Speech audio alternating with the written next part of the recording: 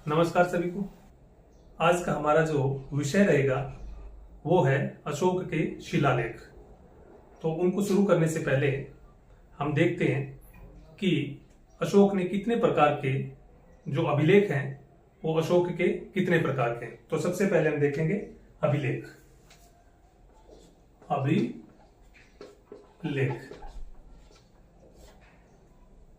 इसको बोलते हैं inscription.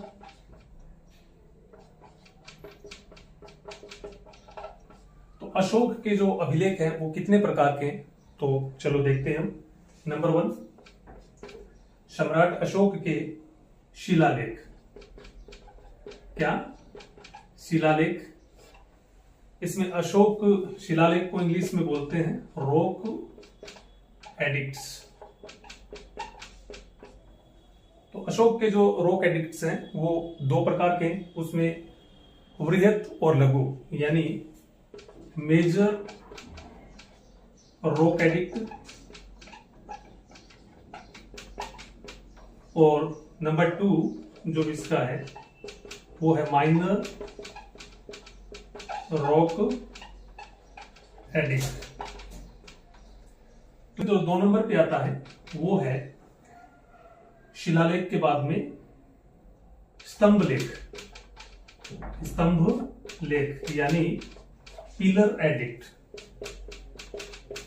Pillar addicts. Pillar addicts जो हैं वो संख्या में 7 हैं और 6 स्थानों से प्राप्त हुए। नंबर 3 में जो अशोक के अभिलेख आते हैं उसमें है गुहा लेख। गुहा का मतलब होता है केव, तो गुहा लेख का मतलब होता है केव एडिक्ट्स। तो केव एडिक्ट्स में अशोक ने बराबर की जो बिहार में बराबर की पहाड़ियां हैं उन पर 3 पहाड़ियों में अशोक के हमें केव एडिक्ट्स यानी गुहालेख मिलते हैं। और अशोक का जो पौत्र है उसका नाम है दशरथ, उसके भी हमें 3 गुहालेख मिलते हैं। वो नागार्जुनी पहाड़ी बिहार में मिलते हैं। अभिलेख कहते किसे हैं, यानी अभिलेख की परिभाषा ये बहुत बार पूछी जाती है कि अभिलेख जो होता है उसको इंग्लिश में इंस्क्रिप्शन बोलते हैं। कुछ जो इंग्लिश वर्ड्स है आपको आना चाहिए। कई बार क्या होता है कि उनका हिंदी रूपांतरण आपको एग्जाम में नहीं दिया जाएगा, इसलिए आपको इनका जो इंग्लिश है वो आना चाहिए। तो अभिलेख किसको कहते हैं? अभिलेख ऐसे लिखित साक्ष्य होते हैं जो हमें प्राचीन काल के प्राप्त होते हैं, जो कि किसी कठोर सतह पे लिखे गए होते हैं, जो हमें लंबे समय बाद भी प्राप्त होते हैं। तो ऐसे लेख, इसकी परिभाषा है कि ऐसे लेख जो कठोर सतह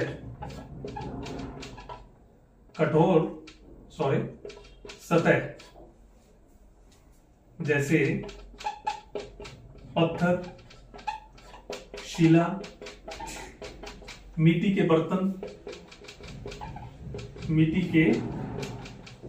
बर्तन आदि पर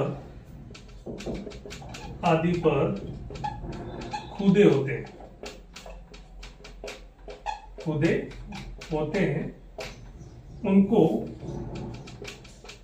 अभिलेख या इंस्क्रिप्शन कहते हैं। इंस्क्रिप्शन कहते हैं।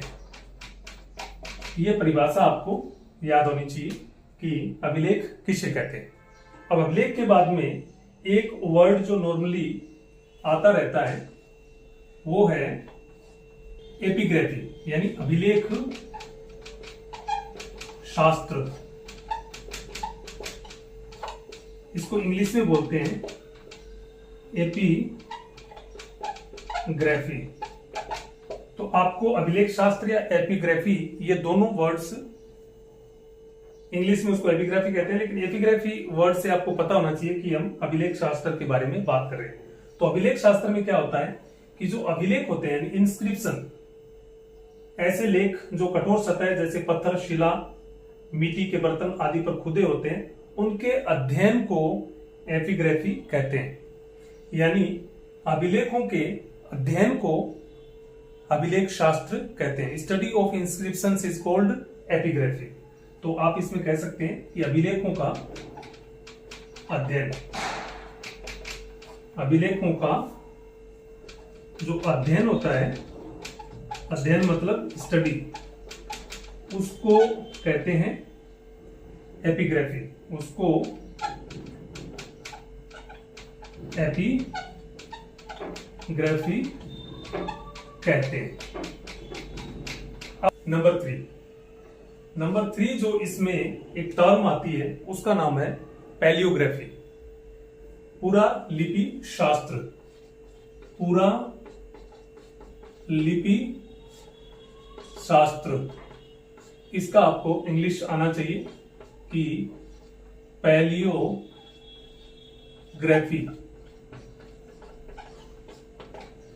तो पैलियोग्राफी में क्या होता है कि जो स्टाइल ऑफ राइटिंग की स्टडी करते हैं, कि जो अभिलेखों में स्टाइल ऑफ राइटिंग है, यानी जो लिपि है वो कैसे लिखी गई है, उसका जो अध्ययन होता है वो पूरा लिपि शास्त्र में होता है। तो इसमें आप कह सकते हैं कि अभिलेखों की स्टाइल ऑफ राइटिंग कि किस प्रकार से उसको लिखा गया है, स्टाइल ऑफ राइटिंग का जो स्टडी होता है, अध्ययन, उसको कहते हैं हम पुरालिपि शास्त्र।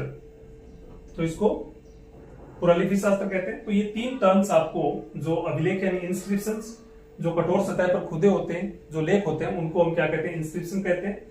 और इन अभिलेखों के अध्ययन को हम एपिग्राफी यानी अभिलेख शास्त्र कहते हैं। और स्पेशली जब हम अभिलेखों की जो स्टाइल ऑफ राइटिंग होती है, कि उनकी क्या कैलीग्राफी है, कौन सी लिपि काम में ली गई है, वो सारा जो अध्ययन होता है उसको हम पूरा लिपि शास्त्र यानी पैलियोग्राफी कहते हैं।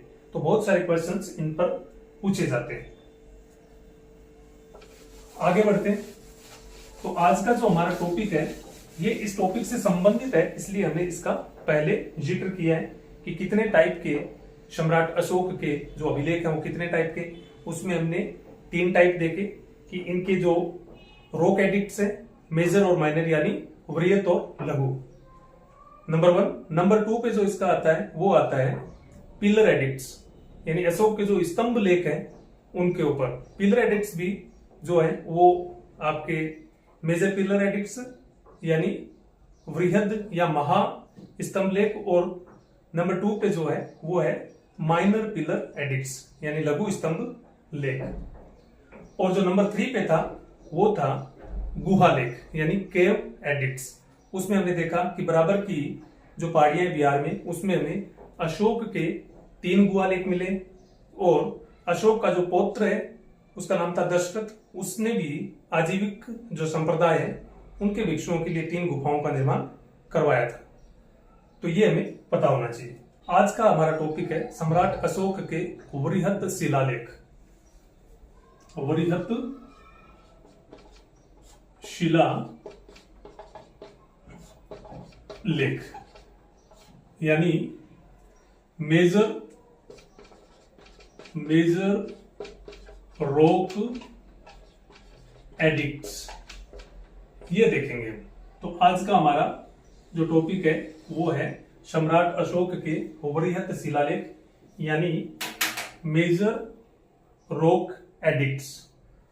इसमें हम देखेंगे कि अशोक के जो मेजर रॉक एडिक्ट्स है यानी वृहत शिलालेख है, वो जो अशोक का साम्राज्य था उसकी लगभग बाउंड्री के ऊपर है, और ये 8 स्थानों से प्राप्त हुए हैं, और संख्या में जो ये लेख हैं वे 14 हैं।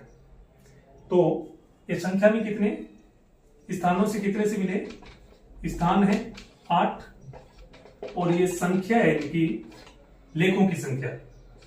इसमें आप लिख सकते हैं कि लेखों की कितनी है, 14। तो 14 तो लेख हैं और 8 स्थानों से प्राप्त हुए। तो अब हम देखते हैं कि 8 वो स्थान कौन कौन से। तो नंबर 1 हम जो अशोक का साम्राज्य है उसके बाउंड्री के ऊपर ऊपर एक तरफ से चलेंगे और फिर घूम करके वापस आएंगे, तो हमें इसको याद करने में थोड़ी सहूलियत रहेगी। तो नंबर 1 जो हम शुरू करते हैं वो हम शुरू करते हैं कालसी से। कालसी, तो कालसी जो मेजर रॉक एडिक्ट है यानी वृहद शिलालेख है, ये कहां पर है? तो इसका स्थान जो है देहरादून, देहरादून उत्तर प्रदेश, ये यहां से प्राप्त हुआ है।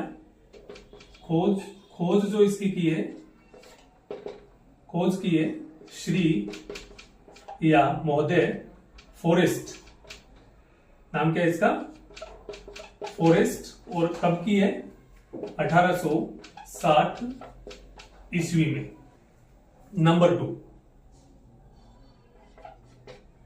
2 में जो हमारा वृहद शिलालेख है, हम कालसी यानी उत्तर प्रदेश से फिर हम चलते हैं पाकिस्तान की तरफ। तो पाकिस्तान की तरफ जाएंगे तो पाकिस्तान में जो पहला वृहद शिलालेख आता है वो आता है शाहबाज गढ़ी। शाहबाज गढ़ी जो वृहद शिलालेख है वो है पेशावर, पाकिस्तान। इसमें ये अभिलेख हमें प्राप्त हुआ है। तो इसकी खोज किसने की है? खोज इसकी जो की है वो की है मिस्टर या महोदय कोर्ट। क्या नाम है इसका? महोदय कोर्ट। इसने 1836 ईस्वी में इसकी खोज की है और यह 2 शिलाओं पर प्राप्त हुआ है। कितने पर? यह 2 शिलाओं पर प्राप्त हुआ है। नंबर 3, तो नंबर 3 यह भी पाकिस्तान में है और इसका जो नाम है वो है मानसेहरा। क्या नाम है? मानसेहरा वृहद शिलालेख। और ये कहां पर है? ये पाकिस्तान के जो हजारा जिला है उसमें है। कहां पर? हजारा, एबटाबाद के पास है हजारा जिला, पाकिस्तान। तो इसकी अगर खोज की हम बात करें तो इसकी जो खोज की है वो की है अपने जो मोहनजोदड़ो सभ्यता पढ़ी है उसमें कनिंघम नाम आता है, जो हमारे एएसआई के प्रथम डायरेक्टर जनरल थे और इसको वॉइसरॉय कैनिंग ने इनको डायरेक्टर जनरल बनाया था। तो उन्होंने तो इनकी जो खोज की है कनिंघम ने इसकी खोज की है और कनिंघम ने एक्चुअली ये शिलालेख है वो 3 शिलाओं से प्राप्त हुआ है। तो इसके जो प्रथम 2 शिलाओं पर जो अभिलेख हैं उनकी खोज की है कनिंघम ने। तो कनिंघम ने 2 शिलालेखों की खोज की है इसमें, शिलालेखों की, और इसमें आपके 1 से 8 तक के जो लेख हैं और 9 से 12 तक के लेख सम्मिलित है। और उसके बाद में जो 13-14 लेख है उनकी खोज बाद में हुई है। अब देखते हैं नंबर 4 वृहद शिलालेख। नंबर 4 वृहद शिलालेख है वो अब हम वेस्टर्न साइड में आते हैं, गिरनार। तो गिरनार जो है काठियावाड़ा, काठियावाड़ा जो कि सौराष्ट्र में है, सौराष्ट्र गुजरात, यहां पर यह वृहद शिलालेख है। तो इसकी जो खोज है वो किसने की है? जेम्स टाट, और खोज की है 1882 ईस्वी में। और यह बहुत ही इंपॉर्टेंट एक वृहद शिलालेख है और ये जो है ये जूनागढ़ के नजदीक एक गिरनार पर्वत है। कहां पर? जूनागढ़ जो है गुजरात में, जूनागढ़ के निकट गिरनार पर्वत से, गिरनार पर्वत पर ये प्राप्त हुआ है नंबर 5 वृहत शिलालेख। नंबर 5 में आता है सोप्रा वृहत शिलालेख। ये थाना महाराष्ट्र में है। कहां पर? थाना महाराष्ट्र। यह कोई पुलिस स्टेशन नहीं है। यह महाराष्ट्र में जो मुंबई है उसके एडजॉइनिंग यानी उसके बगल में एक जिला है, उसका नाम है थाना, और यह समुद्र के किनारे पर स्थित है। तो थाना महाराष्ट्र में, वहां पर सोप्रा वृहत शिलालेख मिला है। और इस शिलालेख की जो खोज है, खोज जो की है मोहनलाल ने की है। किसने? मोहनलाल ने इसकी खोज 1882 ईस्वी में की। और उसके बाद में जो नंबर 6 जो अभिलेख है वृहत शिलालेख, वो हम देखते हैं। अब और साउथ में चलते हैं यानी दक्षिण भारत में, तो वहां पर एरगुड़ी, नाम क्या है? एरगुड़ी वृहत शिलालेख। वृहत शिलालेख ये कहां पर है? आंध्र प्रदेश में। ये है आंध्र प्रदेश में। और ये आंध्र प्रदेश में जो कुर्नूल जिला है उसके अंदर ही पाया गया। कौन सा? आंध्र प्रदेश कुर्नूल जिला। कुर्नूल जिला। इस अभिलेख की एक खासियत है कि ये जो अभिलेख है अशोक के, ये जो पाकिस्तान वाले अभिलेख है, स्टार्टिंग में जो हमने 2 अभिलेख लिखे हैं पाकिस्तान वाले वृहत शिलालेख, जैसे आपका शाहबाजगढ़ी और मानसेरा, उनकी जो भाषा है वो तो प्राकृत है, लेकिन उनकी जो लिपि है वो खरोष्टी है। वो खरोष्टी लिपि में लिखे गए। लेकिन बाकी जो हिंदुस्तान में सारे लिखे गए हैं 6 और वृहत शिलालेख, वो सारे के सारे ब्राह्मी लिपि और प्राकृत मागधी भाषा में लिखे गए।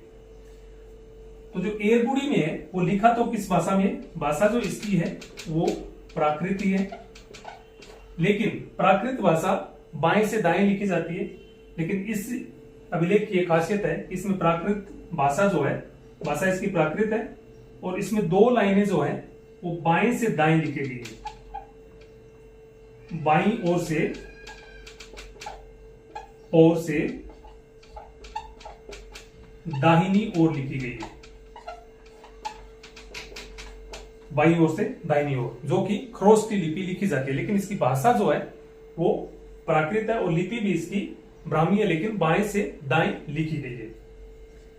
अब बात करते हैं हम अगला जो वृहत शिलालेख है, वृहत शिलालेख नंबर 7। तो वृहत शिलालेख नंबर 7 नंबर में अब हम उड़ीसा के 2 शिलालेखों की बात करेंगे। तो पहला जो है वो है जोगढ़। जोगढ़ जो है गंजाम डिस्ट्रिक्ट है उड़ीसा में, गंजाम जिला, और उसमें एक जगह है ब्रह्मपुर, उसमें ये उड़ीसा प्राप्त हुआ है। तो गंजाम जिला ब्रह्मपुर उड़ीसा से यह वृहत शिलालेख प्राप्त हुआ है।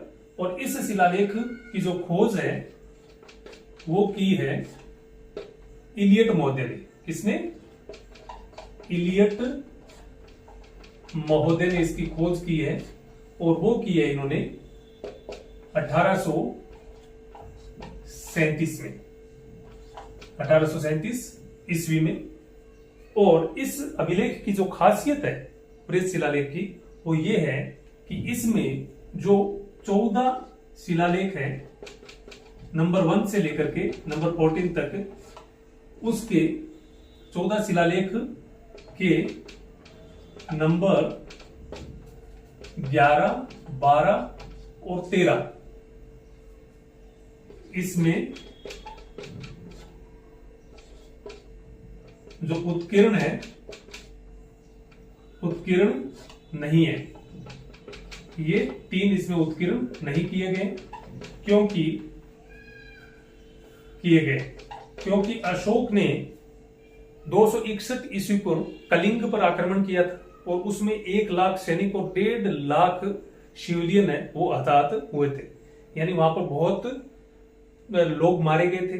वो एक ऐसा दृश्य था जिससे देखकर अशोक का हृदय परिवर्तन हो गया। और उसके बाद में उन्होंने क्या किया कि जो भेरी घोष यानी युद्ध की जो नीति थी उसको बदल करके वो धम्म घोष की नीति में आ गए, यानी शांति और सुख शांति और जो युद्ध से बिना धर्म के माध्यम से अपने साम्राज्य का विस्तार करना, प्रजा को खुश रखना, उनके कल्याण के कार्य करना, ऐसी नीति बुद्ध ने अपनाई।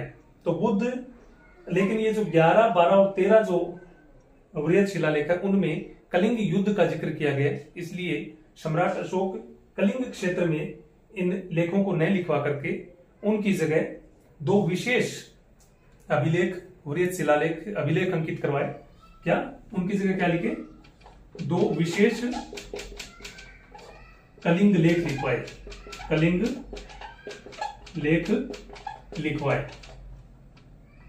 उनके बारे में हम बाद में एक अलग वीडियो बनाएंगे और उसमें देखेंगे कि उन अभिलेख में क्या लिखा गया। जैसे पहले अभिलेख में अशोक ने जो जनता है वहां की प्रजा को अपनी संतान के स्वरूप माना है, और अभिलेख 2 में इनको सबके लिए लिखा बताया गया है। तो ऐसा 2 कलिंग विशेष, तो कलिंग अभिलेख प्रथम और कलिंग अभिलेख द्वितीय, ये 2 विशेष अभिलेख लिखवाए। इसमें आप थोड़ा सा जो है परिवर्तन कर लीजिए कि इलियट ने इसकी जो खोज है 1850 ईस्वी में की है। कब? 1850 ईस्वी में। अशोक का वृहत शिलालेख नंबर 8, तो ये हमारा 8 नंबर का वृहत शिलालेख है। ये है धौली, ये पूरी,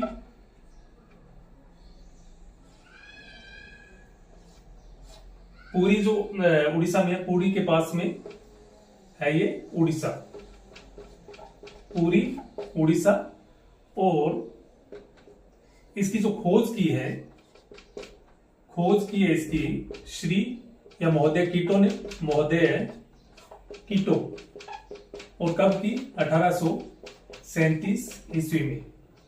और ये उड़ीसा में भुवनेश्वर के पास है, भुवनेश्वर के पास। और यहां पर एक जो बहुत ही सुंदर हाथी की एक मूर्ति भी इसके सामने बनी हुई है।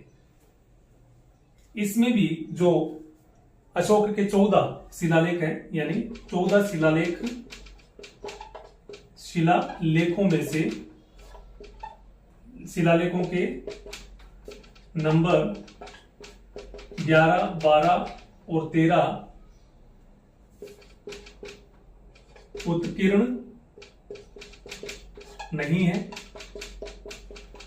और वही जो हमने जोगढ़ वाला पढ़ा था उसी की तरह वहां पर 2 कलिंग के विशेष लेख लिखवाए गए हैं। तो उनकी जगह क्या किया गया है? 2 पृथक कलिंग लेख लिखवाए। तो ये थे आज के हमारे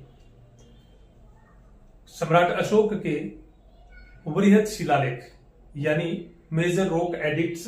ये संख्या में जो शिलालेख है वो 14 है, यानी इनमें 14 पॉइंट्स है, 1 2 3 4 5 ऐसे करके 1 2 3 14 लेख हैं। और ये कितने स्थानों से प्राप्त हुए? तो लेख कितने हैं याद रहे आपको, ये बहुत इंपॉर्टेंट है। तो वृहत शिलालेखों के जो लेखों की संख्या वो तो है 14, और ये कितने स्थानों से प्राप्त हुए हैं?